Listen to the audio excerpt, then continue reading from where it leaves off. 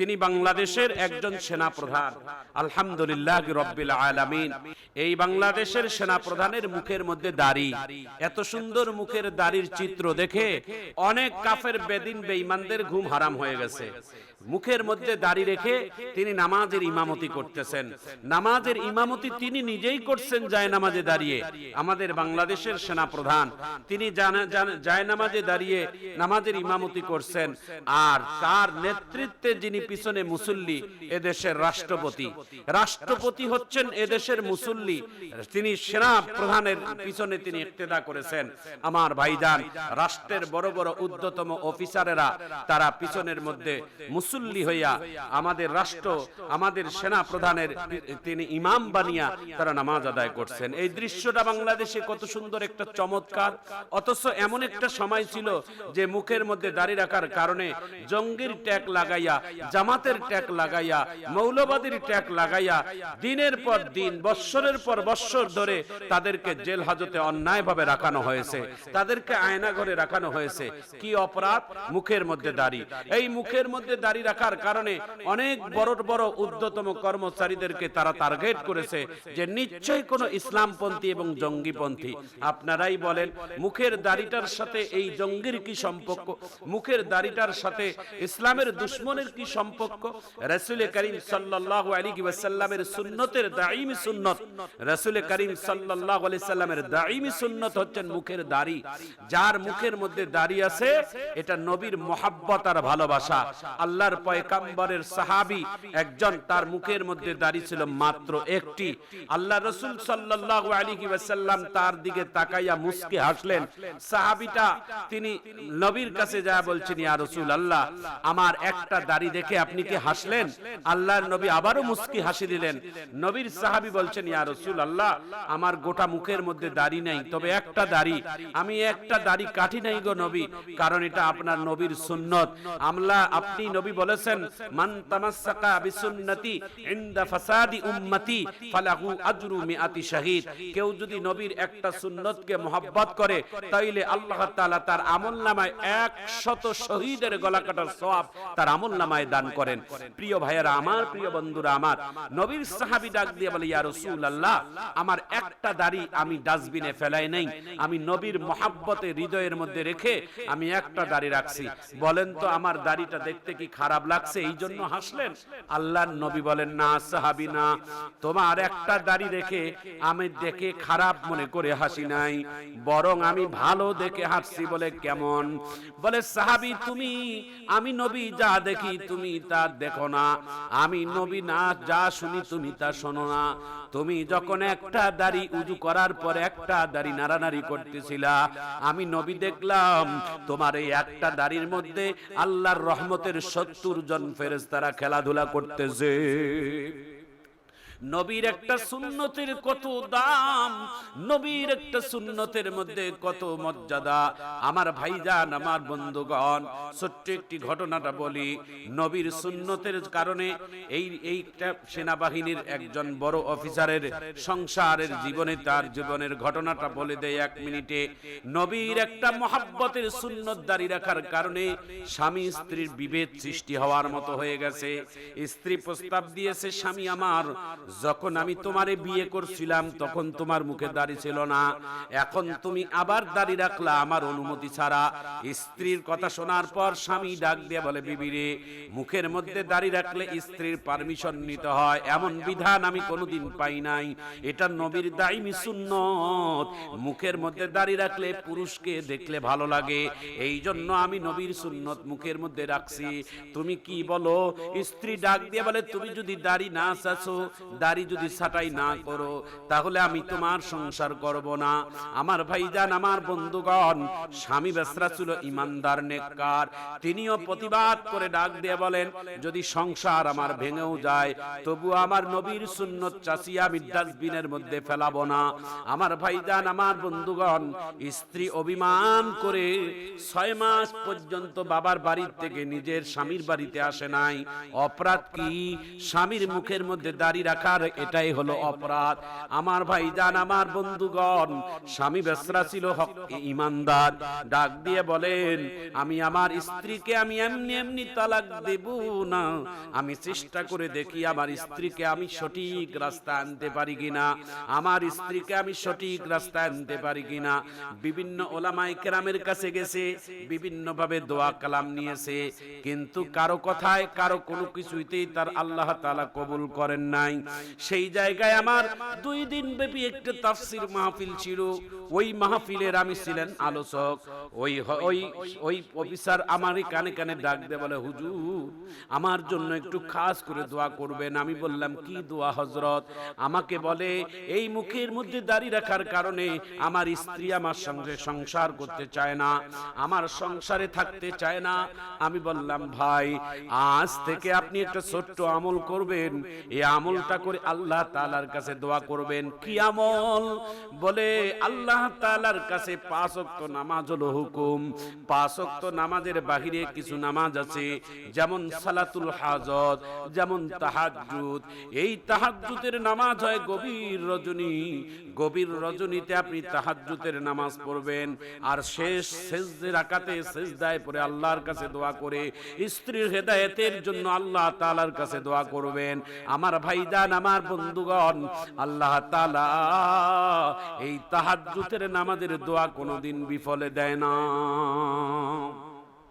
স্বামী বেসরাকে ডাক দিয়ে বললাম যে আপনি 40 দিনে আমলটা করবেন, 40 দিনের আমলের কোর্স। আপনি 5 ওয়াক্ত নামাজের পাশাপাশি তাহাজ্জুদের নামাজ পড়বেন আর আল্লাহ তাআলার কাছে স্ত্রীর হেদায়েতের জন্য দোয়া করবেন। আল্লাহর বান্দা ডাক দিয়ে বলে, 39 দিনে আমি আমলটা করেছি। 40 দিন 39 দিনের মাথায় আল্লাহ তাআলা রেজাল্ট দিয়ে দিয়েছেন।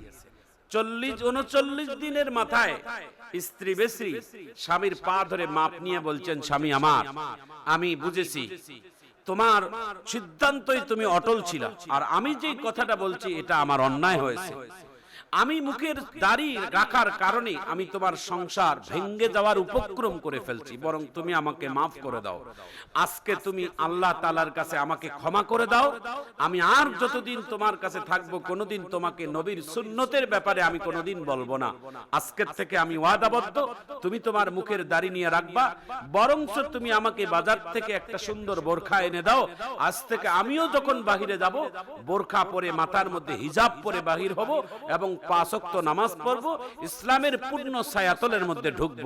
তার মানে আল্লাহ তাআলা এই তাহাজ্জুদের বরকতে, স্বামীর এই ধৈর্য ধারণের বরকতে তার স্ত্রীকে আল্লাহ তাআলা পূর্ণ হেদায়েত দান করেছেন। হেদায়েত কোনো মানুষের হাতে নয়, হেদায়েত পৃথিবীর কোনো পীরের হাতে নয়, হেদায়েত পৃথিবীর কোনো অলিয়া উলিয়াদের কাছে নয়, হেদায়েত কোনো নবীদের হাতে নয়, হেদায়েত আল্লাহর হাতে। প্রিয় ভাইয়েরা আমার, প্রিয় বন্ধুরা আমার, নবীর একজন সাহাবী ছিলেন, নাম তার খাত্তাবের সন্তান, নাম তার হযরতে উমর। কিছুদিন আগে ছিলেন কাফেরদের দলে, একটু পরে কাফেরেরা, সমস্ত কাফেরেরা এক হয়ে আল্লাহর নবীকে হত্যার জন্য তারা একটা সিদ্ধান্ত নিয়েছিলেন।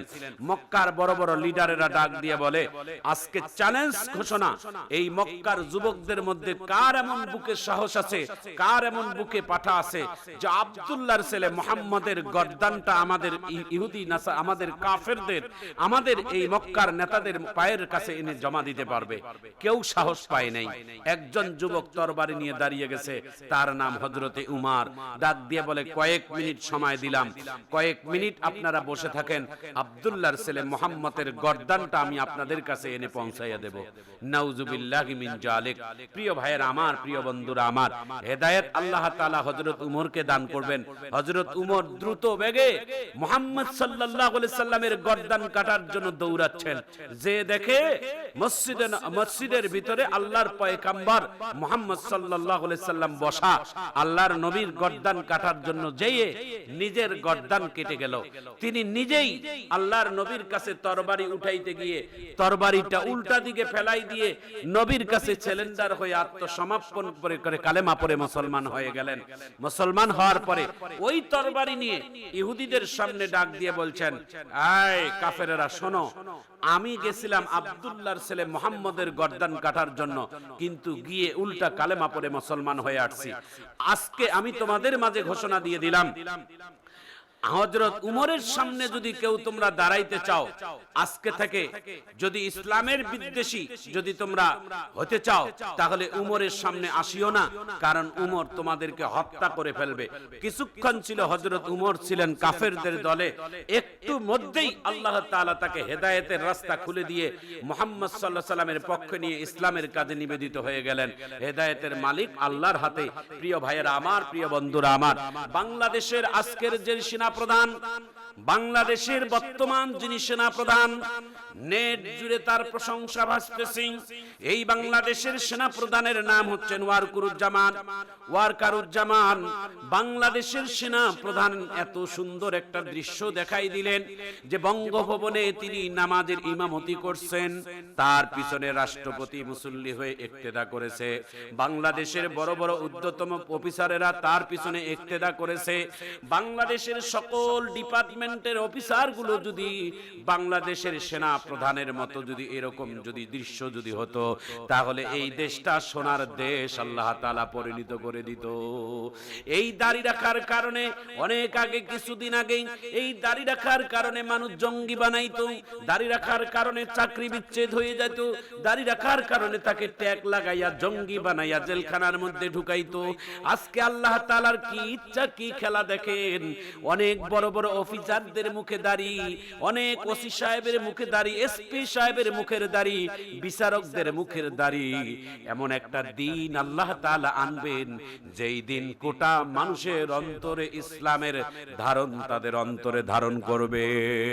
কোন একদিন এ দেশের আকাশে কালিমার পতাকা উড়বে, সেদিন সবাই খোদাই বিধান পেয়ে দুঃখ বেদনা ভুলবে, দুঃখ বেদনা ভুলবে।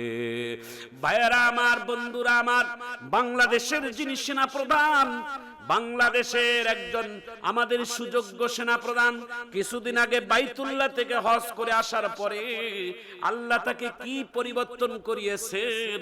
আমার ভাইজান, আমার বন্ধুগণ, বাংলাদেশের জাতীয় সংসদে বাজেট যেই দিন পাশ হবে, ওই বাজেটের পাশের দিনে সংসদের মধ্যে তিনি প্রবেশ করলেন এক ঝাঁক সেনাবাহিনী, কিন্তু বাংলাদেশের সেনাবাহিনীর মুখের মধ্যে দাড়ি, এত সুন্দর দাড়ি দেখে বাংলাদেশের মানুষ অবাক হয়ে গেছেন। কে এই হেদায়েত আল্লাহ তাআলা, কিভাবে আল্লাহ হেদায়েত দিলেন? হেদায়েতের মালিক এই দুনিয়ার কোনো মানুষের হাতে নয়, হেদায়েতের মালিক আমার আল্লাহর হাতে। বাংলাদেশের সেনাপ্রধান তিনি নিজেই ইমামতি করতেছেন আর রাষ্ট্রপতি তার পিছনে ইক্তেদা করলেন। বাংলাদেশের প্রত্যেকটা অফিসার ডিপার্টমেন্টের যদি অফিসারেরা এরকম ইমানদার হয়, এরকম মুখের সুন্নতের পাবন্দী হয়, এরকম যদি নামাজের ইমামতি করে, তাহলে বাংলাদেশ সোনার দেশ হয়ে যাবে, দুর্নীতি মুক্ত হয়ে যাবে, এই বাংলাদেশ সন্ত্রাস মুক্ত হয়ে যাবে, এই বাংলাদেশ সোনার দেশ হয়ে যাবে। আল্লাহ তাআলা যেন কবুল করেন।